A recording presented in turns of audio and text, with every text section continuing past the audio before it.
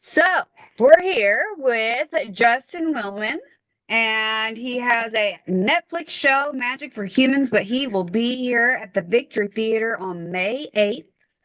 And I am telling you what, this guy is the real deal. He has been on Jimmy Kimmel, Ellen, Kelly Clarkson, and Good Morning America describes this magician comedian as making magic cool again. Now, that's pretty powerful statement. It implies that magic was not cool for a little while. And I don't know what they meant by that. Well, to kick things off, let me ask you, what came first, the comedy or the magic? I'd say what came first. First was probably the desire to be funny. As a little kid, I would stay up late, watch Johnny Carson with my parents, watch Saturday Night Live, and just watch how these jokes would make my parents laugh so hard, and I'd be like, I want to do that. I had no clue how to do that. And then when I was 12, I discovered magic. And at first, I was not trying to be a funny magician. I wanted to, emulate my heroes. And then finally, I'd say when I was like 18, I headed off to college, and that's when kind of comedy and magic came together finally. Excellent.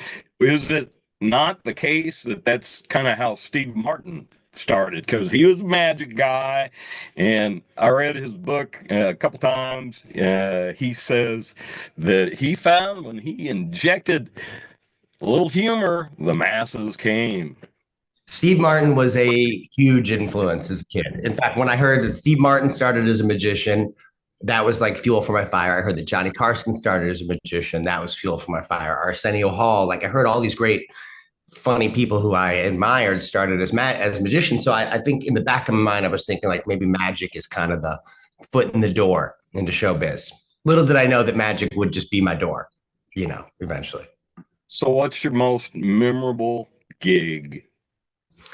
Well, geez, I've had a couple. I did a show at the White House for the Obama family and all the military troops back in the day. That was the most surreal gig, just going through White House security, getting every like prop just x-rayed. It was very strange.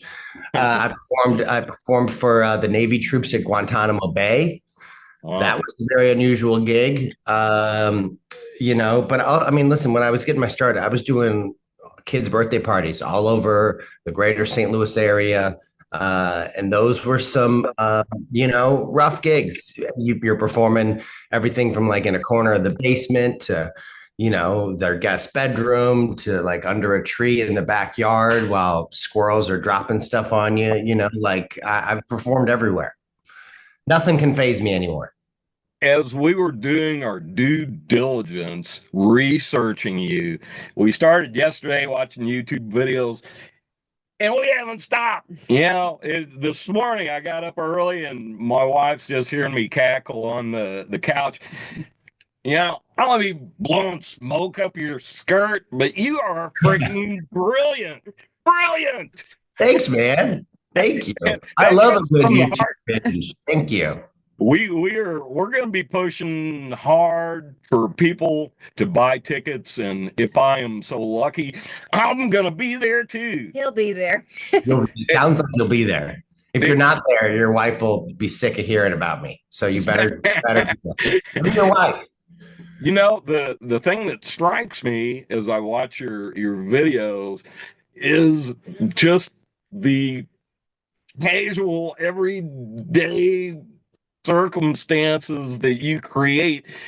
And you seem to be the master of smoke and mirrors because you think it's going in one direction and there's always a lot of times a surprise ending. I love that. I love that too. I love lowering people's expectations, getting their guard down, and that's what I think those everyday situations, or they think we're talking about one thing, but really I know in the back of my mind, heading somewhere else, and that's all. I mean, that's what a magic trick is anyway, a good misdirect, or a joke, a setup punchline you weren't expecting. So right. Yeah, you're on to me. You mentioned the White House gig. What was the other memorable performance? I mean, I did a lot of cruise ships over the years. I did a lot of college shows. So for years, I would tour college campuses. I do like 200 of these a year. And sometimes I'd show up at a college campus for a show that's supposed to be like at 11 a.m. in the cafeteria, and nobody knew that there was supposed to be a show. So like I'm like, yeah, I'm supposed to be here at this time. And they're like, I don't know, there's this sound system. So I'm setting up the sound system myself. I'm having to walk around, like let people know I'm doing a magic show. Maybe turn your chairs this way. Like, there's something, and that's another one of those situations. No one's expecting it. All those tough gigs, I think, just prepare you for being just a bulletproof as an entertainer where, nothing can phase you. Yeah. So how did you go from birthday parties to White House? What was that hump like? It was a really good birthday party, right? Exactly. Really good birthday party. Who books that? I started as a kid's birthday party magician in St. Louis. I went by a stage name that my mom thought of. I was just incredible. That was I love that. And I had a bird and a bunny and a tuxedo when I was like 14 years old. And I would, my parents, my mom loved the creative endeavor of magic, but I think my dad really loved the entrepreneurial aspect of magic. He loved that I had business cards, and I was, had a dedicated phone landline at home to, talk to these birthday party moms and pitch them on my services. And then when I went to college, I basically took my kid's birthday party act and just added some adult innuendos. And then it instantly became like a, college show, became edgy. And then I, added the comedy aspect into it. And, it just took 15, 20 years. Eventually, I ended up at the White House. It was one of those weird, honestly, the reason I got that gig is because it was a girl whose birthday party I did when she was 6 in St. Louis, and then she ended up being an intern at the White House. So you never know. What was that? You never know. That is cool. really neat. I guess after being at the White House, there really is only one other plateau, and that would be, being interviewed by a record store here in Evansville, Indiana. That's true. It all from the White House is made of brick and mortar. You guys are brick and mortar. So do you ever get starstruck by the people that come to see your shows? I'm guessing because Jimmy Kimmel seems to have a real fondness for you, as well as all these other places that you perform. You're up there with the major players. Yeah, I'll tell you what I think the secret to that is that the show I do is for all ages. So it's one of those rare things that it's an entertainment that it's clean, it's family friendly. It's not a kid's show, but it's like something the kids are stoked to do. The grandparents are excited to see, maybe it's a date night. And I think people are drawn to the fact that it's like, oh, finally something I can do with everybody.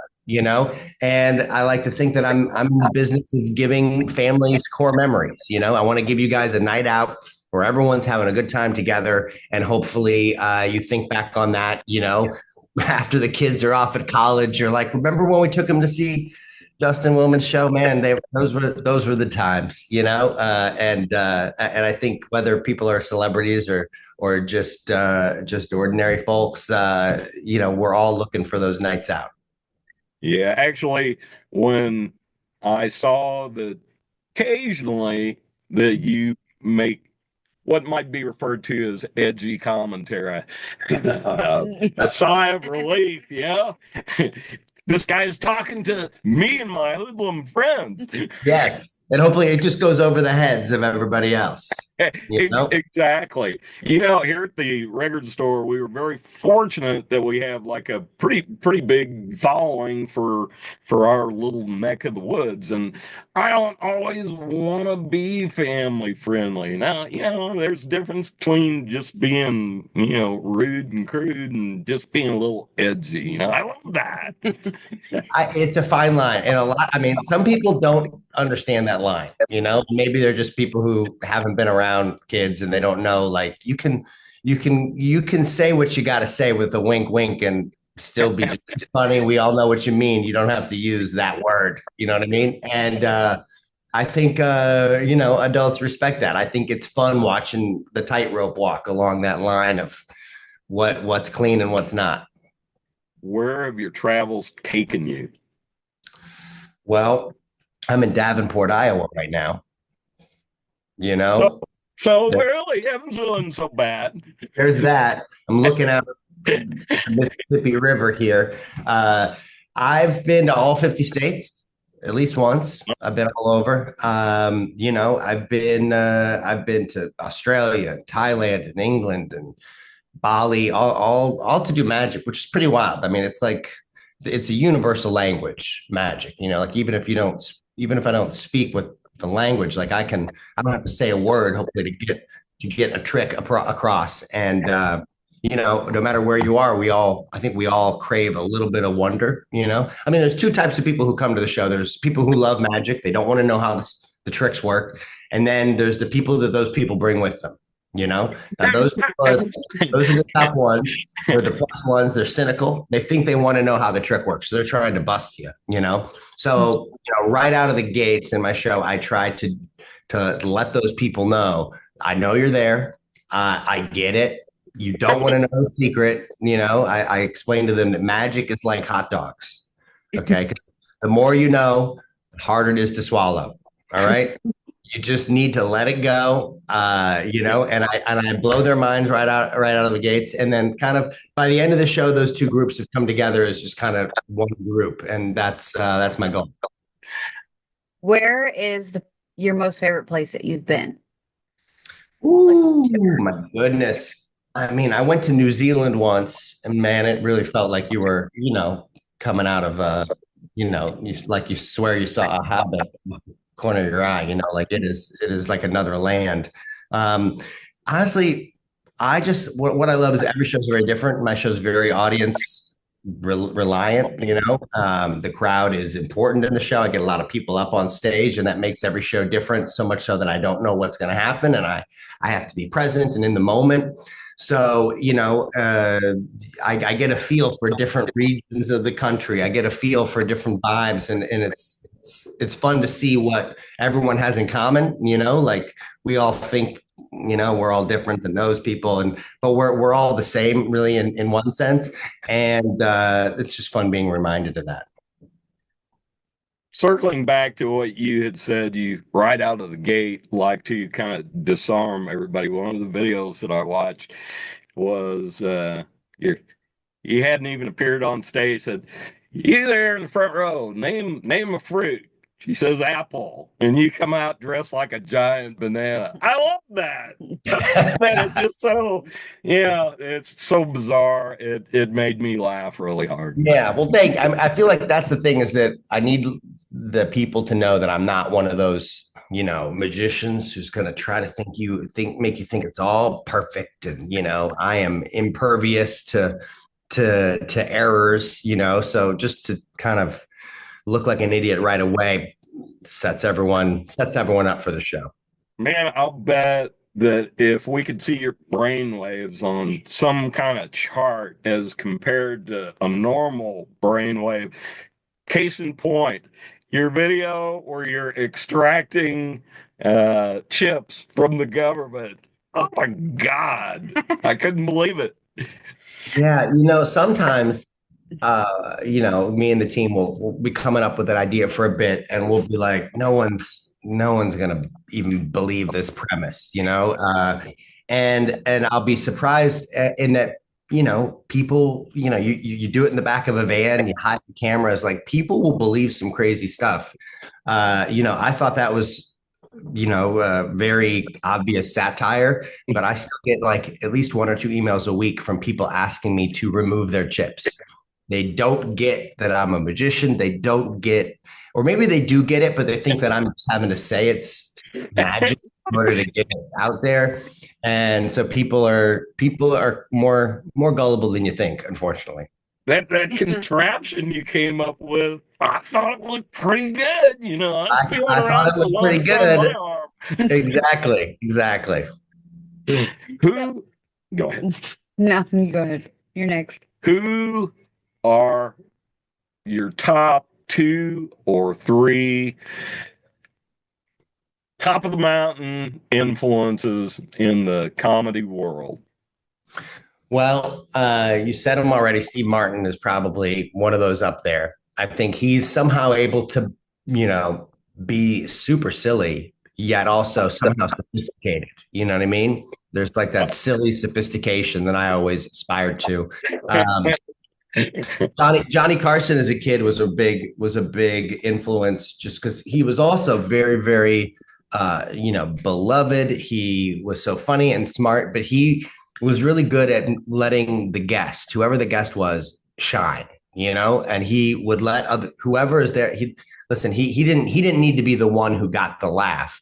As long as there was a laugh, it's the Johnny Carson show. It's a laugh, and so he was really good at sharing the spotlight, and it just makes I think it makes it so much more special. It makes people look forward to being a guest on that show, and Jim Gaffigan is one of my favorite stand-up comedians. And Nate Bargatze, these guys who are able to find these little things that we all have somehow overlooked that are so obvious once they make a joke out of them that you're like, how did I not think of it that way? I love that style and looking for humor in everyday life.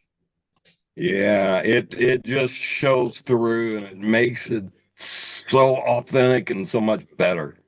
Yeah, it's I am just absolutely bowled over how I have not discovered you earlier since you've been doing this since you're 12. Apparently it's not like I haven't had the time to seek you out. Well, it's one of those things like I think some people just don't like think that they're Magic fans until they see it. You know what I mean?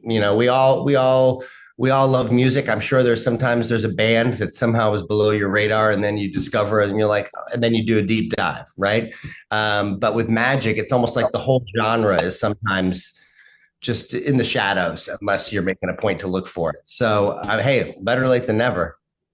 So, what talk show is your favorite to do? Right now, question. What talk show is most fun?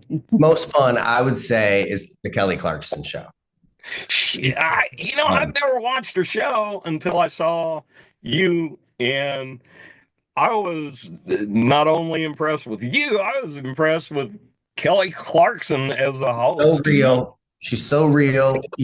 I think, anyone who's watched her sing or seen her on American Idol, like, she's incredible, like superhumanly talented. But as a talk show host, like, she has somehow been able to preserve just her realness and her rawness and her silliness, and making fun of the whole perfection of a daytime talk show, whereas other hosts are very stiff. Like, sometimes I'll do a talk show and the host I'll do a trick and they'll be like, wow, that was amazing. All right, we'll be right back. And then they'll call cut and they'll be like, how did you do that? Like, as if they were afraid to let the audience see their true reaction. But Kelly lets it all out there, and she loves magic. And she's also terrified by magic, and I think that she's a good, like, as you're watching at home as a viewer, you can kind of watch it through her eyes and be so enthused because she's enthused. I was just beside myself when she said, and this is Kelly's words, not mine, that when she gets nervous, she gets diarrhea. And because you're in the middle of your act, were you putting a spike through your hand, or the possibility thereof? And I thought, okay, she is all right in my books. That's exact. That's the best example. The best example. So, how is the tour going so far? Tour's been so great. I've been everywhere. Well, I'm about to tick off, near the end of the tour here. I'm saving the best for last. I'm excited to see you guys.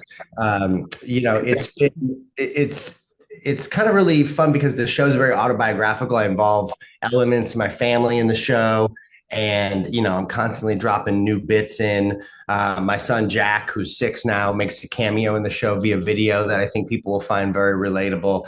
Um, and what's great is that I'm kind of able to go out on the road Thursday, Friday, Saturday, Sunday, and then head back home, be with the family for a week, and then so I'm kind of avoiding the burnout that a lot of performers get when they're just like on the road for a long stretch. I'm kind of able to get re-energized for every weekend. So it's been exciting, but I'm also working on a whole bunch of new stuff for a new tour. I'm excited to share what I'm up to.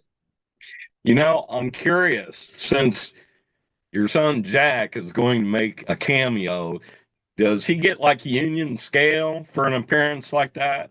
He gets room and board in school, clothes, you I know.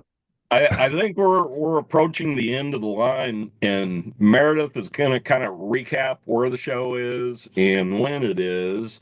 So, do you have any pearls of wisdom to leave us with before she does that? Listen, we live in a world where we can know everything within 30 seconds. We don't know how, something works, where we don't know how to change this or whatever the problem is. We ask our phone, and there's probably a video that'll show us how to do it. And I feel like that's amazing. I love that. But I feel like it has taken us away from our brain's natural ability to think on its own and also wonder on its own, and kind of just have a blank, fill in that blank ourselves. So I feel like being a magician in 2025 and being able to give people the feeling of wonder, and I think that converts to joy and blowing their minds. I think I like to think I'm doing a bit of a community service, a social service, and I encourage people, whether you think they're a magic person or not, to give it a shot and bring the whole gang, and we'll have a night to remember.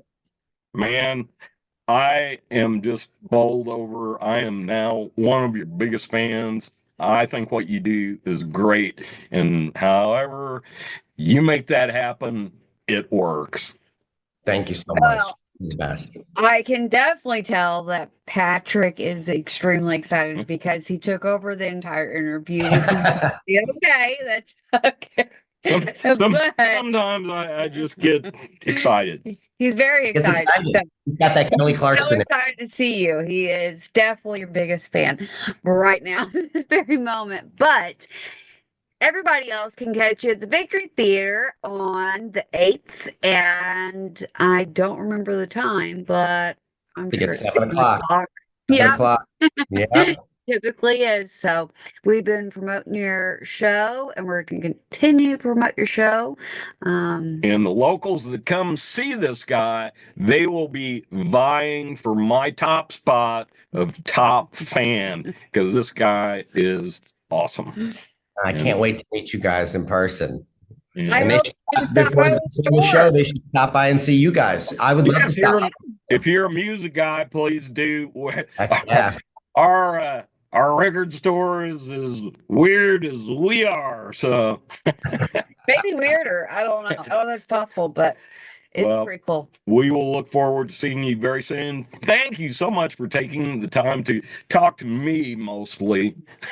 It's like Beauty and the Beast, and the Beast, unfortunately, this time kind of took over. So I apologize. No. We'll catch up with both of you at the show. I'm excited. I'm excited to see what you think afterwards, because watching it on YouTube is one thing, and that's great. But I think when you're watching it in person and you were there, it's a whole different experience.